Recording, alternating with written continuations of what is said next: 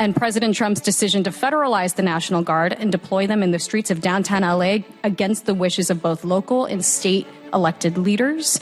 And local law enforcement should have everyone at this table on high alert. A chilling statement from Seattle City Council member Alexis Mercedes Rink this week as she and all of us watch what's unfolding in Southern California with the deployment of the National Guard, the Marines, by President Trump.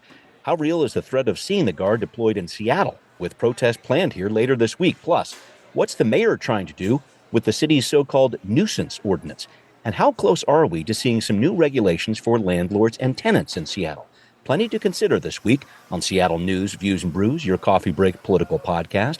I'm Brian Callanan. I'm a host on the Seattle channel. The views expressed here are mine, and I'm joined by my friend and co-host David Croman, City Hall reporter for the Seattle Times. David, another gardening question here for you, but with a little bit more of a summertime twist. What is the best public garden to visit in Seattle? Are you a Kubota Garden kind of guy, Washington Arboretum, the Rose Garden in Woodland Park, or any other thoughts out there? Yeah, I am like a pure vegetable gardener. I'm not much of an ornamental gardener, which isn't to say I don't appreciate them and enjoy going to them, but I haven't spent a lot of time in the city's gardens, although, I love spending time in the Arboretum, and just because it's the easiest access and there are lots of nice free parts to it. That's true, and such a big one. And I will also say the South Seattle College Arboretum, very underrated. If you're into American Conifer Society reference gardens, that one definitely for you. Really cool. Right around the corner where I live. All right, David, thanks so much for joining me. Thanks to everybody who is listening, especially thanks to those who are patrons of the show. Hoping a few more of you can come on board for just $5 a month to get things started here. When you do, you can access Patrons First content before anybody else. You can send questions in for the show. You can even get a Seattle News, Views and Brews decal, too. How about that? Finally, a shout out to Converge Media here, which won their first Regional Emmy Award over this past weekend. Congrats to Trey Holiday and her crew. And remember, the video version of this podcast can be found on Converge Wednesday nights at 7. All right, off we go. Time for Right Here, Right Now. Well, David, like everybody, I've been keeping an eye on what's happening in Southern California with the protests against immigration enforcement, and now the involvement of the National Guard, even the United States Marines, which the state of California did not ask for. Just to start off here, what do you make of what's happening in the Los Angeles area? I think it's predictable. I think this is what was always probably going to happen, in part because I think it's targeted to create this. I think, there's a reason why they're doing high-profile raids in Los Angeles. And, I think they had to know that this would be the response. I think a lot of the Trump administration sees 2020 as the reason for some of their political success. And I think are certainly not unhappy about creating the images of blue cities on fire. Yeah. So, no, LA has, I think, 1 million something maybe undocumented folks in it. Sure. It's like it's deeply woven into the fabric of that city. And right. I think most people see that as a defining characteristic in a good way of that city. Sure. Many people do. And so to have the kind of agents come and try and, tear pieces of that away, I think was always going to inevitably lead to conflict. Of course, then, there's folks, throwing rocks and some violence that comes with that. So again, I don't know that any of this is surprising. I think this was probably one of the more predictable confrontations when Donald Trump was elected. I guess looking ahead, though, I'm thinking about what Seattle City Council member Alexis Mercedes Rink spoke about on Tuesday here, and we had at the top of the show, the possibility of the National Guard getting deployed in our state. I'm thinking about we're going to see some action this coming Saturday. President Trump has that military parade set up in D.C., and 1,500 cities in all 50 states are setting up a protest in what are called No Kings events. I guess I'm looking at that and the possibility then or maybe in the future that we might see the National Guard deployed here in Washington without the assent of our governor, Bob Ferguson. It certainly wouldn't surprise me. I think Washington and Seattle, President Trump has talked about Seattle a lot. I think, specifically about the CHOP Chaz zone around 2020, but we, like Los Angeles, I think it's a fight that he's spoiling for to an extent, and so no, it certainly wouldn't surprise me if we saw similar protests here. I think we're entering the summer and more people outside, and this is kind of when things tend to heat up. That's when 2020 heated up, was around this time, and Right. it would be surprising to me if this sort of thing didn't spread. The question is how much National Guard can be called in, and Yeah. what will they actually do? Is it necessary? We've seen the Los Angeles police chief say basically, we don't need these guys here. We have Right. things under control. Right. And police chief Sean Barnes said, he Right. doesn't think Seattle needs any military presence. So, it would be a fight, but I don't think that's necessarily deterrence to President Donald Trump. And just following up on Barnes, I thought this was interesting. You posted about this in the Times as well. In that meeting on Tuesday, he says he expects to be put in jail by the Trump administration at some point, with Barnes saying he's going to do everything in his power to protect people's First Amendment rights. I know the council members also asked him about how he responds to protests, and he has said that he emphasizes a less is more approach, noted that police in tactical gear can be a real flashpoint for protests, which we've certainly seen in Los Angeles and any time this really comes up. I just wanted to talk about that a little bit more. What do you see Chief Barnes bringing to this issue in terms of how Seattle responds to protests? Yeah, I think he's saying all the right things. I've heard police chiefs say the right things before. I think it's more complicated when on the ground and when you're sort of trying to deal with chaotic events. There's a reason why protest response, I think, has been the most stubborn issue in the ongoing consent decree.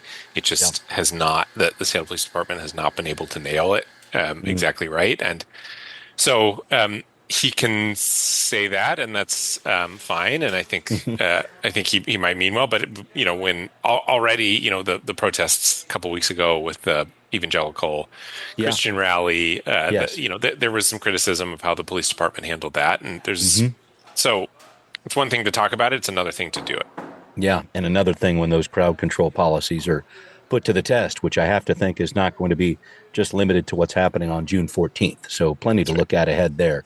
Thank you very much for that, David. I wanted to talk about another public safety topic developing this week. Mayor Bruce Harrell wanting to beef up Seattle's 2009 nuisance law. And this is where a property can be declared a nuisance if there are repeated gun violence, assaults, drug trafficking, or prostitution violations there. Property owners then have to work with police or face up to a $25,000 fine.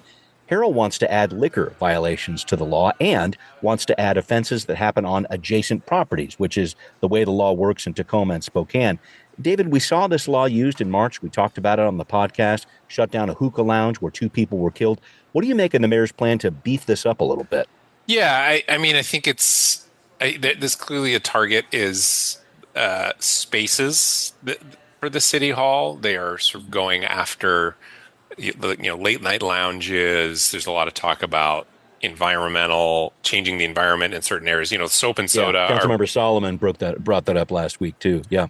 Yeah, I mean the stay out of drug and stay out of prostitution areas are very place based. So they're sort of shifting their strategy to really focus on the physical locations where they feel like public safety things happen, and I think this is part of that. That is also, I think there's a lot of concerns when you sort of overly focus on specific places too, because then you maybe start to bleed a little bit into the broken windows kind of unconstitutional policing, where you're unfairly targeting people who are associated with those places. Yeah. I think that this would bring liability for the people who own these locations even after they've left them.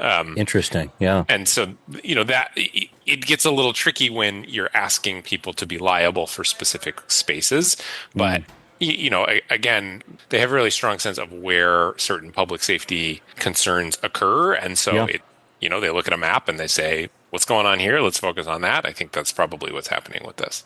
Yeah. Harrell angling for a public safety win on this one for sure. But I do want to ask how effective this is going to be. The Center Square reported on this week. There have been over 20 nightlife linked shootings in Seattle so far in 2025. Which is on pace to surpass the 47 nightlife-linked shootings from last year. And this is after the council passed a law cracking down on after-hours, lounges, etc. back in April. I just wanted to look at this a little more broadly. Do you think laws like this make a difference?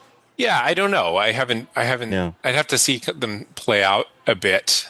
The question, I think they can make a difference at those specific locations. I think you can kind of make a certain area safe if you put a lot of emphasis on it.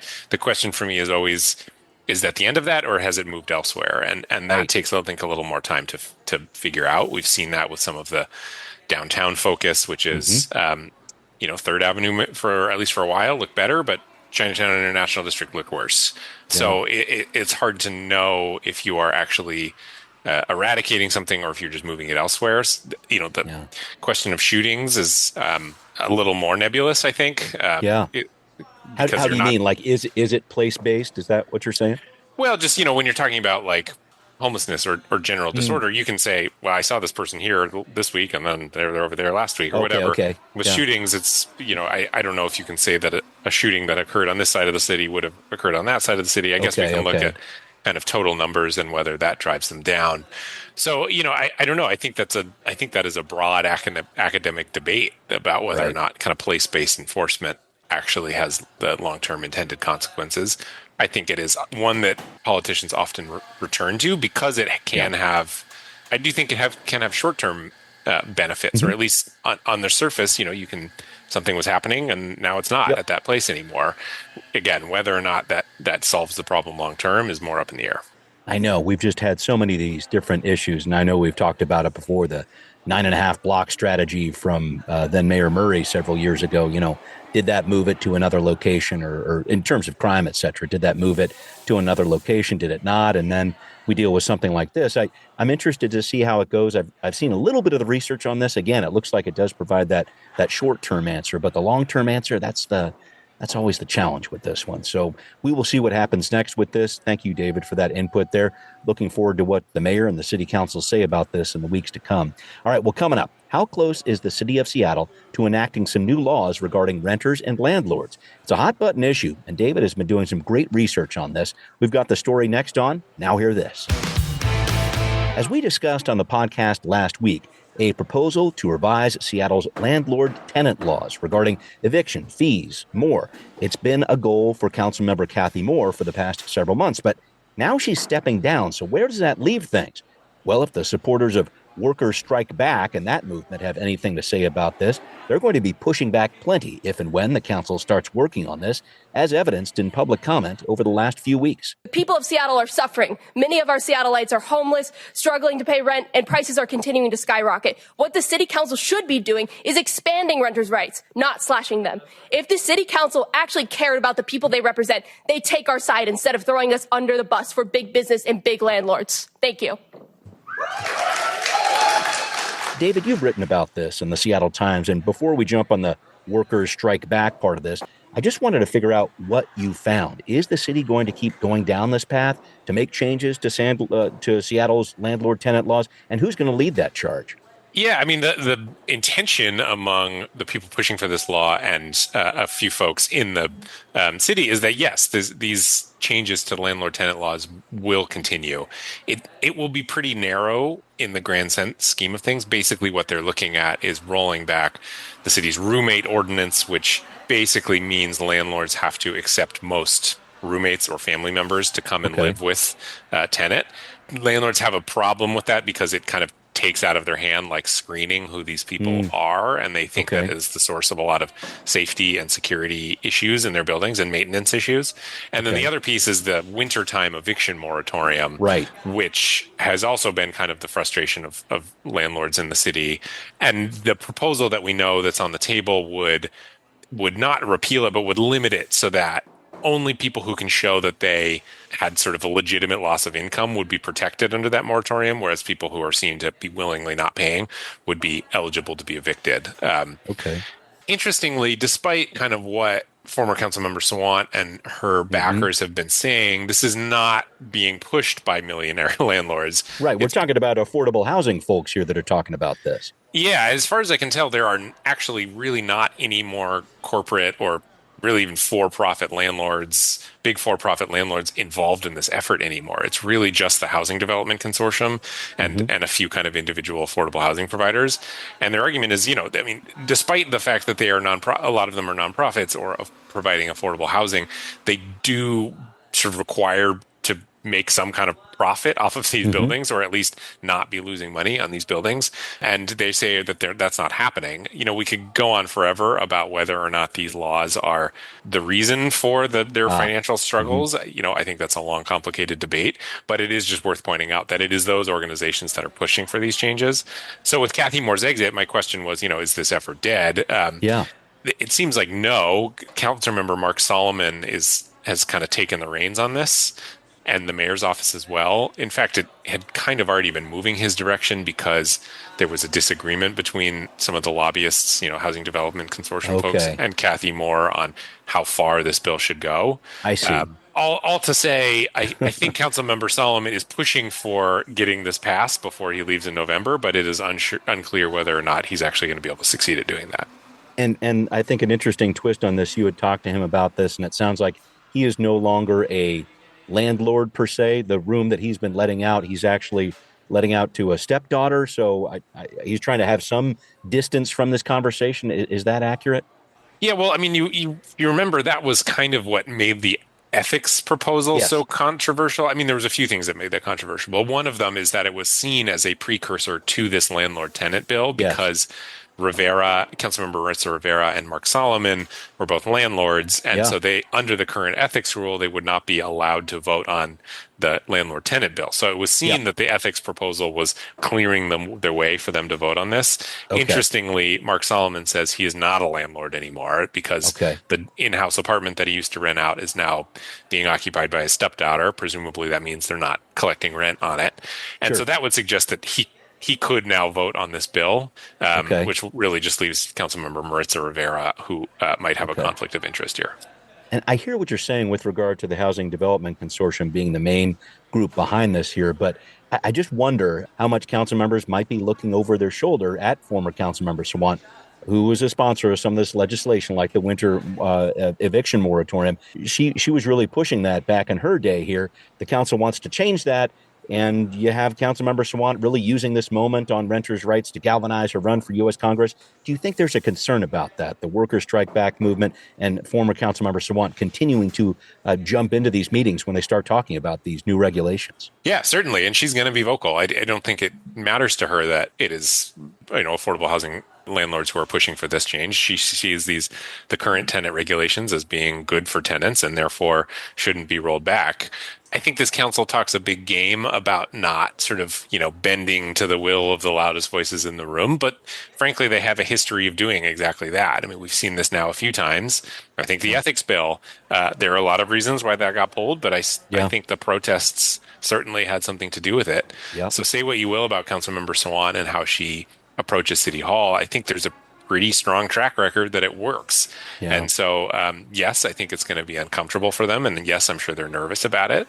But again, the housing providers who've been pushing for this bill have been pushing really hard for a long time. And again, you can get into a debate about what these laws mean, but it is true and provable that their finances are in pretty bad shape right now. So they have a sympathetic story to tell. It's just whether or not there is advocates or elected officials see a nexus between their financial troubles and the city's current laws. Yeah. Oh, so interesting to watch the nuances that are going to play out with this. But thanks for the preview on that, David. Something we're going to be watching over the weeks and months ahead, I know. But I did want to move on to another very interesting piece that you worked on for the Times, David. This whole problem with Seattle City Lights issues with replacing streetlights that go out. You focused on a recent problem in the High Point neighborhood in West Seattle.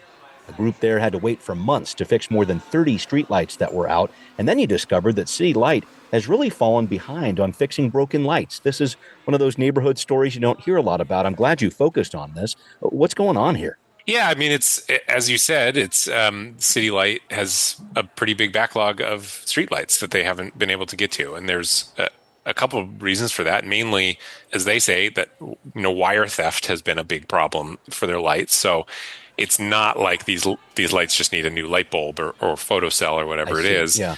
It's that a lot of them require engineers to go out and actually make assessments on what these things need. So that, of course, takes a lot longer. The other piece is that they used to have contracts with companies to kind of take care of a lot of the lower level stuff. And but those had a certain maximum amount of work that was to be done in those contracts, and those contractors have fulfilled that work. And so now it's pretty much just down to city light crews. And so as a result, the number of streetlights that their backlog of streetlights has basically doubled over the last year. Yeah, you said more than 1,800 streetlights needing repair, and that's according to city data here. Yeah, and when a crew goes out, they inspect a streetlight and they kind of put a date on it that says, this should be fixed by this date. On average, the city is 6 months past that date right now. So it is taking a long time. There's a lot of streetlights and it's taking a long time to fix them. The question being, why does this matter? And I think maybe that's a little bit more nebulous. I thought the High Point example was interesting because here was a neighborhood that had public safety concerns and had a lot of reasons for that. But one of them was that their streetlights were out. And I think there's the kind of real world effect of what streetlights mean. And that is frankly debatable. There are some studies that show they have a real effect on public safety. Others that show it's maybe a little more minimal. Yeah. I think in a broader sense, though, the people there see the streetlights as maybe kind of a symbol of city government's ability to provide basic services. Or lack thereof, yeah. And so if your streetlights are out for months and months and months, how confident are you going to be that the city is in a position to handle shootings and things like that late at night? And I think the answer is less so. And so, it was a story I was kind of interested before. And then, I heard about the streetlight example. I mean, the High Point example, and, felt it was worth the story. I'm glad you ran with it. And I should point out, you pointed this out in your piece too, the city has put some money into this problem, an additional $1 million into the streetlight repair fund that was in last year's budget. But then we have this, average of 6 months beyond the date set by the crews to actually have these things fixed. Do you see, help me look into the future here. Is there an answer here? Yeah, I mean, I think their hope is that they can bring more contractors on board, and these ones would, in the past they've used contractors to do all the easy stuff, quickly change the light bulbs or whatever, the quote green tickets. I think their hope is that they can bring on a contractor to focus purely on the yellow tickets, the slightly more complicated ones.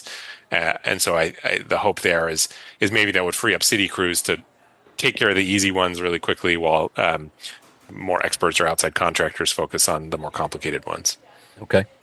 We'll see what happens next there. Thank you, David, for breaking down that piece with me, too. All right, well, coming up next, a statewide decision that could have an impact on Seattle's municipal court and many other jurisdictions, too. Are we talking about reducing the caseload for public defenders guilty as charged? Stories coming up on What's Next. David, I wanted to touch on a story your colleague Daniel Beekman wrote about in the Times this week. The state Supreme Court said early in the week, Washington's counties and cities have to reduce their caseload caps for public defenders, but they will be allowed to do this over the course of a decade. You reported a couple months ago, we talked about it on the podcast, about the fact that the Seattle Municipal Court has had multiple situations over the past year where defendants went weeks without being assigned a defense attorney. There's definitely a backlog of cases. How does this decision from the state impact that problem? Yeah, I mean, I think it's an interesting issue just because you can certainly understand why you want to limit the caseloads. You were talking about a constitutional right to representation that, frankly, is not maybe being provided as much as it should when public defenders have these massive caseloads. Yeah, and just real quick, the current rules say the caseload can be 150 felonies or 400 misdemeanors per year. The new rules say we can cap this at 47 felonies or 120 misdemeanors. Keep going. Yeah, and so, it's not, but at the same time, it's not like this field was swimming in public defenders before. And so, I think it's kind of damned if you do, damned if you don't situation because it makes perfect sense that these should be capped. It's just not right for, people's kind of right to an attorney is being undermined by overworked and overstretched public defenders. Yeah. At the same time, I don't know what it's going to take for them to make up the caseloads. Yeah, I'm concerned about that too, and I just wonder when you talk about this, some of the different costs that would be involved in this. What does that mean for the city of Seattle and other smaller cities too? There was someone from the Association of Counties that Daniel spoke to in his piece that said this would effectively triple the cost, which I'm trying to figure out how Seattle would handle that in some of these smaller cities too. Yeah, exactly. And I think that's a good point that Seattle, I mean, look, if push comes to shove, I think Seattle could find a way to handle it. Mm-hmm. It is the smaller cities and the counties where public defense is really in a crisis mode because it doesn't pay particularly well. It's not glamorous work. It's difficult work, and it's stressful work because you have people's freedom in your hands, basically. And so, I think in a place like Seattle, you can maybe find those folks because people want to live in Seattle, but it's in the rural areas where some of these places have like one public defender, and so finding more to supplement that, or the budget, frankly, because these are county funded. We know that I think rural counties in particular in Washington State are financially in an extremely tight bind, in part because of the 1% cap on property taxes. From year to year. Their funding has not kept up with inflation at all, which is a debate you can have. But the reality is county budgets, particularly in rural areas, are really struggling. And so the ask that they need to increase the number of public defenders, two problems, which is can you afford them and can you find them? Yeah. Do you see this also is going to stretch out apparently over 10 years, which I guess is the other side of the coin here. If this is a situation where we've got a crisis on our hands, does dealing with it over the span of 10 years, it certainly doesn't feel like it helps in the here and now.